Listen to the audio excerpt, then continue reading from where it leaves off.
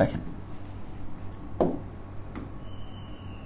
একটি সরল রেখার সাথে অপর একটি রেখাংশ মিলিত হয়ে যে দুটি সন্নিহিত কোণ উৎপন্ন করে তাদের সমষ্টি কত হবে? খুবই ইম্পর্টেন্ট প্রশ্ন, কয়েকবার আসছে পরীক্ষায়। হ্যাঁ, দেখেন আগে কোশ্চেন বুঝতে হবে। একটি সরল রেখার সাথে অপর একটি রেখাংশ মিলিত হয়ে যে দুটি সন্নিহিত কোণ উৎপন্ন করবে তাদের সমষ্টি কত হবে? তাহলে এই চিত্র বর্ণনা অনুসারে একটা চিত্র আঁকাবেন।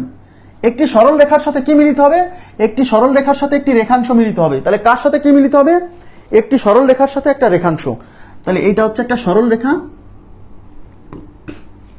সরল রেখার দুই পাশে প্রান্ত বিন্দু থাকবে, এর সাথে একটা রেখাংশ মিলিত হবে। কোন এক জায়গা থেকে এসে একটা রেখাংশ মিলিত হইলো, এই যে রেখাংশ, এই যে রেখাংশের একদিকে তীর চিহ্ন থাকবে আর একদিকে থাকবে না রেখাংশ।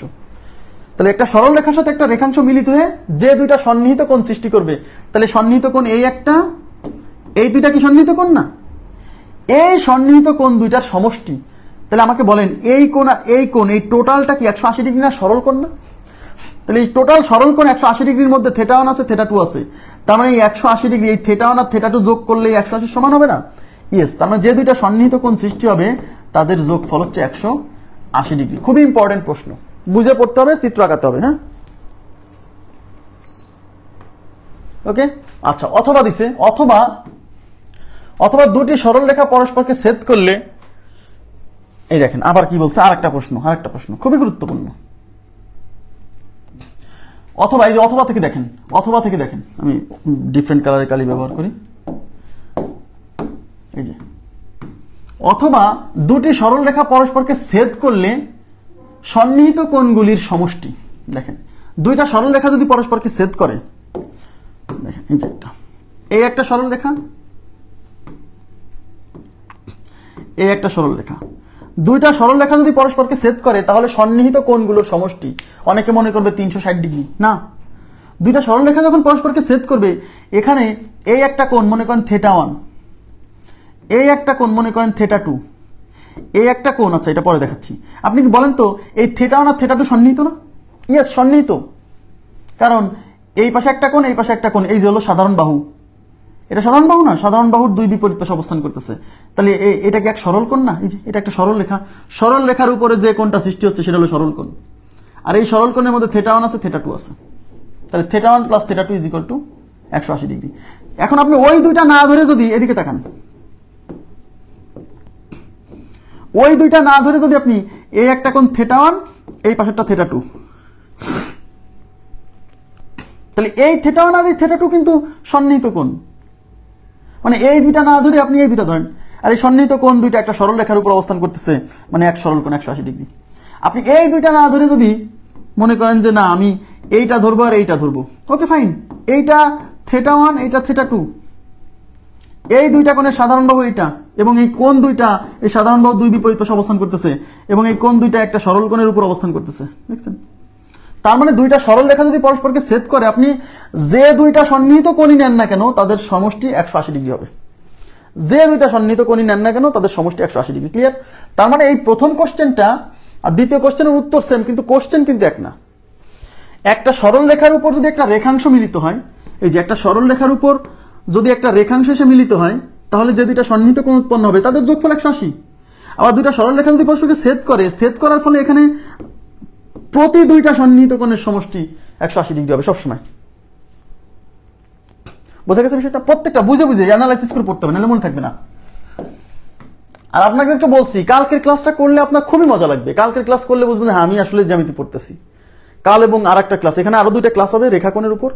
এগুলো ক্লাস, এগুলো তো কিছুই না, এগুলো একেবারেই সহজ, একেবারে এলিমেন্টারি লেভেলের। এর মানে মজার জিনিস হচ্ছে যখন ক্রিয়েটিভ জিনিস শেখাবো তখন আপনি মজা পাবেন, আপনি নিজে নিজে সলভ করার দক্ষতা চলে আসবে। একটু সময় দিতে হবে। যে কোনো দুইটা নেওয়া যাবে না, সন্নিহিত মানে বুঝতেই পারছেন সন্নিহিত কোণ দুইটা, সেটা তো আমি দেখাই দিছি। দুটি কোণের এখানে কি বলছে, যদি দুটি কোণের একই শীর্ষবিন্দু থাকে এবং কোণ দ্বয় সাধারণ বাহুর বিপরীত দিকে অবস্থান করে তাহলে কোণ দুটিকে কি বলে? দেখছেন সংজ্ঞা পর্যন্ত পরীক্ষা আসছে। তাহলে সংজ্ঞা যদি বুঝে না পড়েন তাহলে তো বিপদ, খালি আন্দাজে মুখস্থ করলে হবে না। দুটি কোণের একই শীর্ষবিন্দু থাকবে এবং কোণ দ্বয় সাধারণ বাহুর বিপরীত দিকে থাকে তাহলে কোণ দুটিকে কি বলে? সন্নিহিত কোণ। এই যে বি নাম্বার অপশন, সন্নিহিত কোণ। ক্লিয়ার? নেক্সট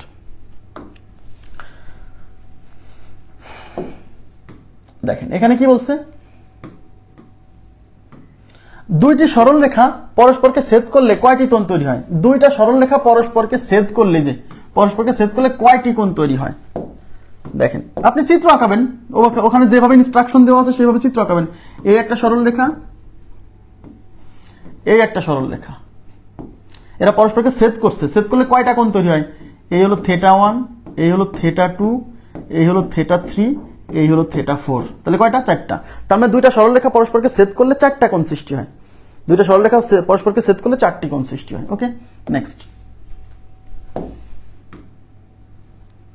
এইবার তাকান, পরস্পরচ্ছেদী মানে কি? পরস্পরকে ছেদ করবে। হ্যাঁ, পরস্পরচ্ছেদী দুইটি সরল রেখা ছেদ বিন্দুতে যে চারটি কোণ উৎপন্ন করে তাদের ডিগ্রি পরিমাপের সমষ্টি কত? তার মানে হচ্ছে দুইটা পরস্পরচ্ছেদী সরল রেখা, মানে দুইটা সরল রেখা যে পরস্পরকে একটা বিন্দুতে ছেদ করবে, ছেদ করলে ওই বিন্দুতে যে চারটা কোণ সৃষ্টি হবে, এই যে এই একটা, এই একটা, এই একটা, এই একটা, এই চারটা কোণের যোগফল কত? তাহলে কি বলছিলাম, পুরো একটা সার্কেলে কত ডিগ্রি থাকে? 360 ডিগ্রি। তার মানে আমাদের উত্তর হচ্ছে 360 ডিগ্রি। এভাবে যদি না বোঝেন তাহলে দেখেন, বলেন এটা একটা সরল কোণ কত ডিগ্রি? 180 ডিগ্রি। এটা একটা সরল কোণ, এটা কত? 180 ডিগ্রি। তাহলে 180 আর 180 যোগ করলে মোট 360 ডিগ্রি। ক্লিয়ার বিষয়টা? তাহলে কত? 360 ডিগ্রি। তাহলে বি নাম্বার অপশন 360। নেক্সট, এখানে কি বলছে? এখানে বলছে দুটি সরল রেখা পরস্পরকে ছেদ করলে যে চারটি কোণ উৎপন্ন হয় তাদের একটিকে আরেকটির বিপরীত কোণে কি বলা হয়? আচ্ছা, সম্পূরক কোণ চলে আসছে এগুলা।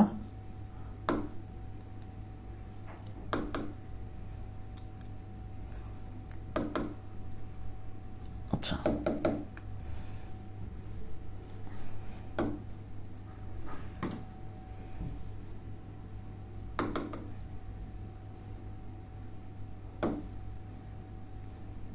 আচ্ছা, ওইগুলা 20 থেকে কত বলতো?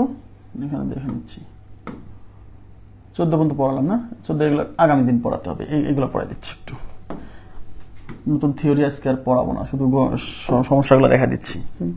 দেখেন এখানে কি বলছে, যে কোণের পরিমাণ 90 ডিগ্রি তাকে কি বলে? এই পরীক্ষা আসে। 90 ডিগ্রি সমান হলে তাকে কি বলে? সমকোণ। 90 ডিগ্রি সমান হলে তাকে বলে সমকোণ। সমকোণ। একটি সমকোণে থাকে, একটি সমকোণে কত ডিগ্রি থাকে? একটি সমকোণে কত ডিগ্রি থাকে? 90 ডিগ্রি। একটি সমকোণে কত ডিগ্রি থাকে? একটি সমকোণে 90 ডিগ্রি থাকে। নেক্সট, সরল রেখার উপর লম্ব অঙ্কন করলে কয়টি সমকোণ উৎপন্ন হয়? দেখেন বিভিন্ন ভাবে প্রশ্নে আসছে।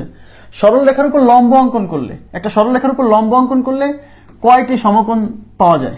দেখেন একটা সরল রেখার উপর আপনি একটা লম্ব আঁকেন, এই একটা সরল রেখা, এর উপর একটা লম্ব আঁকবেন। লম্ব মানে একদম খাড়া আঁকাতে হবে। কয়টা সমকোণ পাবেন? এই পাশে একটা, এই পাশে একটা, দুইটা। তার মানে একটা সরল রেখার উপর লম্ব অঙ্কন করলে দুইটা সমকোণ সৃষ্টি হবে। এই যে দুইটা সমকোণ সৃষ্টি হবে। 1 নম্বর অপশন উত্তর, দুইটা সমকোণ। ঠিক আছে, নেক্সট। এক সমকোণ অপেক্ষা ছোট কোণ, এক সমকোণ অপেক্ষা ছোট, এক সমকোণ মানে কত ডিগ্রি? 90 ডিগ্রি। 90 ডিগ্রির চেয়ে ছোট কোণকে কি বলে?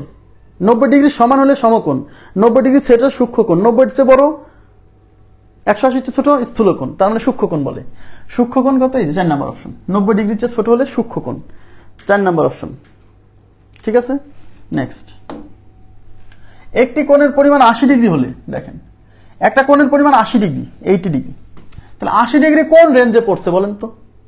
80 ডিগ্রি কি জিরোর চেয়ে বড়, জিরোর চেয়ে বড় কিন্তু 90 এর চেয়ে ছোট, এই রেঞ্জে পড়ছে না? এই রেঞ্জে 80 ডিগ্রি কি 90 এর চেয়ে ছোট বাট জিরোর চেয়ে বড়, তার মানে এটা সূক্ষ্মকোণের মধ্যে পড়ছে। কিসের মধ্যে পড়ছে?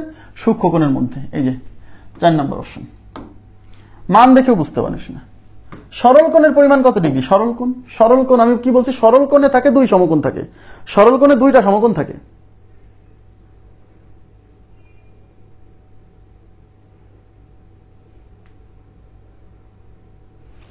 সরল কোণে 2টা সমকোণ থাকে, আর 2 সমকোণ মানে কি? 90 90 180, তাহলে সরল কোণের পরিমাণ হচ্ছে 180 ডিগ্রি। ঠিক আছে, নেক্সট। একটি সরল রেখার সাথে আরেকটি রেখাংশ মিলিত হয়ে যে দুটি সন্নিহিত কোণ সৃষ্টি হয় তাদের সমষ্টি 180 ডিগ্রি। এটা রিপিট হয়েছে, এটা আমরা আগেই করে আসছি। একটি সরল রেখার সাথে আরেকটি রেখাংশ মিলিত হয়ে যে দুইটা সন্নিহিত কোণ সৃষ্টি হয় তাদের সমষ্টি 180 ডিগ্রি।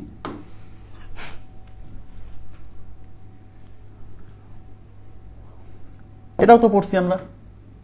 দুইটি সরল রেখা পরস্পরকে ছেদ করলে সন্নিহিত কোণগুলোর যোগফল 180 ডিগ্রি।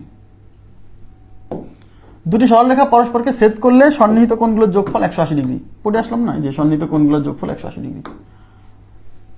এক সমকোণ থেকে বড় কিন্তু দুই সমকোণ থেকে ছোট, এটা কি হবে? এক সমকোণ থেকে বড়, এক সমকোণ মানে 90 ডিগ্রির চেয়ে বড়। এই যে 90 ডিগ্রির চেয়ে বড়, দুই সমকোণ মানে 180-র চেয়ে ছোট। তাহলে 90-র চেয়ে বড় 180-র চেয়ে ছোট, সেটা কি? সেটা স্থূলকোণ। সেটা স্থূলকোণ, হ্যাঁ স্থূলকোণ। এগুলো সহজ বাট পরীক্ষায় আসে, দেখাই যাচ্ছি। কোনটি স্থূলকোণ? তো স্থূলকোণ মানে কি বুঝতেই হবে, 180-র চেয়ে বড় দেখতে হবে। 180-র চেয়ে বড় বাট স্থূলকোণ। 90-র চেয়ে বড়, 90-র চেয়ে বড় 180-র চেয়ে ছোট, 90-র চেয়ে বড় 180-র চেয়ে ছোট। তাহলে দেখেন এটা কিন্তু 180 সরলকোণের সমান হবে না। এই যে 160 ডিগ্রি, 90-র চেয়ে বড় বাট 180-র চেয়ে ছোট, 160 ডিগ্রি। নেক্সট, স্থূলকোণ কোনটি? স্থূলকোণ 90-র চেয়ে বড় দেখতে হবে। প্রথমে দেখতে হবে 90-র চেয়ে বড়। 90-র চেয়ে বড় অপশনে একটাই আছে, এই যেটা স্থূলকোণ। ঠিক আছে, 150 ডিগ্রি কোণ। 150 ডিগ্রি কোণ রেঞ্জে পড়ছে বলেন তো? 90-র চেয়ে বড় কিন্তু 180-র চেয়ে ছোট। দেখেন 90-র চেয়ে বড় কিন্তু 180-র চেয়ে ছোট, তার মানে স্থূলকোণের রেঞ্জে পড়ছে। দুই সমকোণ অপেক্ষা বড়, দেখেন দুই সমকোণ অপেক্ষা বড়, দুই সমকোণ মানে 180-র চেয়ে বড়। চার সমকোণ, চার সমকোণ মানে কিন্তু 360, 4 9 36, 360 অপেক্ষা ছোট। তাহলে 180-র চেয়ে বড় মানে প্রবৃদ্ধ না, 360-এর চেয়ে ছোট প্রবৃদ্ধ। তাহলে প্রবৃদ্ধ কোণ, প্রবৃদ্ধ কোণ। ঠিক আছে, 182 ডিগ্রি কোণটা কেমন? 182 ডিগ্রি, 182 ডিগ্রি কি 180-র চেয়ে বড়, আর 180-র চেয়ে বড় আবার 360-এর চেয়ে ছোট, 180-র চেয়ে বড় হলে কি? প্রবৃদ্ধ কোণ, D number option. Next, 250 degree কোণ। এই যে 250 ডিগ্রি কোন রেঞ্জে পড়ছে, এগুলো যদিও দেখানো উচিত না তাও বলছি। 250 ডিগ্রি দেখেন 180-র চেয়ে বড় কিন্তু এটা, কিন্তু 360-এর চেয়ে ছোট। আর 180-র চেয়ে বড় 360-এর চেয়ে ছোট, সেটা কি? প্রবৃদ্ধ কোণ। যাতে এখানেই প্র্যাকটিস হয়ে যায় এই জন্য করাচ্ছি। 253 ডিগ্রি কেমন বলেন? 253 ডিগ্রি এটা কি 180-র চেয়ে বড় না? 180-র চেয়ে বড়, আবার কি 360-এর চেয়ে ছোট। 180-র চেয়ে বড় 360-এর চেয়ে ছোট হলে প্রবৃদ্ধ কোণ, জানেন, বি নাম্বার অপশন। ওকে, তাহলে এখানে এই যে 35 পর্যন্ত করালাম, আর ওদিকে কিছু থেকে গেল। হ্যাঁ,